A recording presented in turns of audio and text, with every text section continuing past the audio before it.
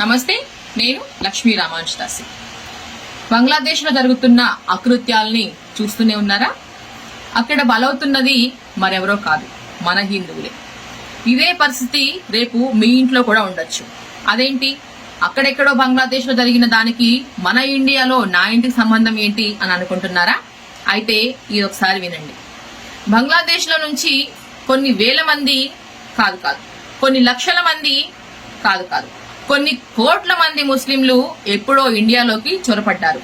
అప్పుడు అయ్యో పాపం వలస వచ్చారు, పొట్ట చేతిలో పట్టుకుని వచ్చారు అని ఇండియాలో స్థానం కల్పించారు కొందరు రాజకీయంగా ఎదగడానికి వాళ్ళకి దొంగ ఆధార్ కార్డులు ఇచ్చి ఓటు హక్కును ఇచ్చి ఇండియాలో స్థానాన్ని కల్పించారు. ఇంకొందరు జాలితో వాళ్ళు మనుషులే కదా వాళ్ళకి గూడు కల్పించి అన్నం పెట్టారు. కానీ అప్పుడు మీకు తెలుసో తెలియదో, రేపు వాళ్లే మీ పాలిట యమపాసాలు కాబోతున్నారని. వాళ్ళు ఎక్కడో ఊరి చివర్లో లేరు, ప్రస్తుతం నీ గల్లీలోనే, నీ ఇంటి పక్కనే ఉన్నారు. ఒకసారి చెక్ చేసుకోండి. రేపొద్దున బంగ్లాదేశ్ లో జరిగినట్టుగా నీ ఆడపిల్లని నీ ఇంట్లోనే రేప్ చేసి చంపుతారు, నీ పెళ్లాన్ని నీ కళ్ల ముందే గొంతు కోసి చంపుతారు, నీ భర్తని రాళ్లతో కొట్టి చంపుతారు. ఇదంతా ఎందుకు చేస్తారులే వాళ్ళు అని అనుకోవద్దు. ఖచ్చితంగా వాళ్ళ ఉనికిని చూపెట్టుకోవడానికి, వాళ్ళ ఆధిక్యతని వాళ్ళ చేతుల్లో తీసుకోవడానికి దేనికైనా తెగిస్తారు. తస్మాత్ జాగ్రత్త. బంగ్లాదేశ్ లో నుంచి వచ్చిన ముస్లింలు మన ఇండియాలో, మన రాష్ట్రంలో, మన ఊరిలో, మన ఇంటి పక్కనే ఉన్నారు. చూసుకొని మెలగండి. ఇప్పటికైనా హిందువులతో ఐక్యతగా మెలగండి. రేపు నీకు కష్టం వస్తే ఆ హిందువే నీకు తోడుగా ఉండాలి.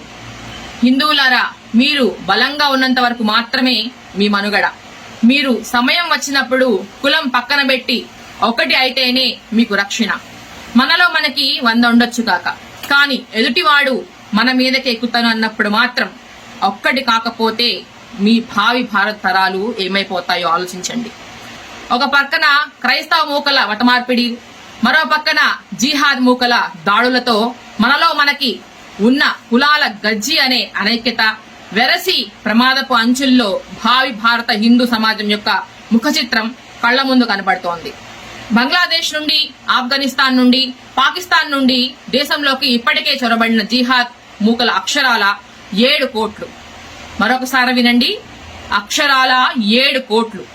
ఈ 7 కోట్ల మంది ఒక్కసారిగా గొడవలు మొదలు పెడితే దేశంలో హిందువుల పరిస్థితి ఏంటి? నిద్ర పట్టదు కొన్నిసార్లు నాకు. మొక్కులు మొక్కుకొని మన చేతుల్లో అల్లారు ముద్దుగా పెరిగిన మన నేటి పసివాళ్లు రేపు జిహాద్ మూకుల చేతిలో హత్యలకు, రేపులకు గురవుతారేమో. ఏం చెయ్యాలి? ఒక పక్క హిందువులు మూతులు నాక్కుంటూ కుటుంబ పాలన బానిసలుగా తయారయ్యారు. ఫ్రాన్స్ ఇలాగే మూతులు నాక్కొని రోహింగ్యాలను వాళ్ల దేశంలో పెట్టుకున్నారు. ఇప్పుడేమైంది ఆ దేశ పరిస్థితి? అంత బలమైన దేశమే అలా అయితే ఇక మన దేశ పరిస్థితి ఏంటి? అఖండ భారతదేశం అంటే నేటి ఆఫ్ఘనిస్తాన్, ఇరాన్, ఇరాక్లతో సహా ఉండేది. క్రమక్రమంగా ఆయా దేశాల నుండి హిందువులు తరిమివేయబడి, చంపబడి అఖండ భారతదేశం విచ్ఛిన్నమయ్యింది. దానికి ప్రధాన కారణం అవతలి వారి శక్తి కాదు, మనలో మనకి ఉన్న అనైక్యత. ఇప్పుడు మన రక్షణ కోసం మనం కత్తులు పట్టాల్సిన అవసరం లేదు, బాంబులు వేయాల్సిన అవసరం అంతకన్నా లేదు. మీరు వేసే ఓటు మిమ్మల్ని ఖచ్చితంగా రక్షిస్తోంది. దాన్ని మీరు డబ్బుకి, కులానికి అమ్ముకుంటున్నారు. దయచేసి ఇప్పటికైనా కళ్ళు తెరవండి. హిందూ హిందూ, భాయ్ భాయ్ అనండి. ఐక్యమత్యమే మహాబలం అని మన పెద్దలు ఊరికి చెప్పలేదు.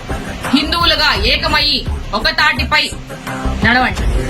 జై హిందూ రాష్ట్ర, జై శ్రీరామ్.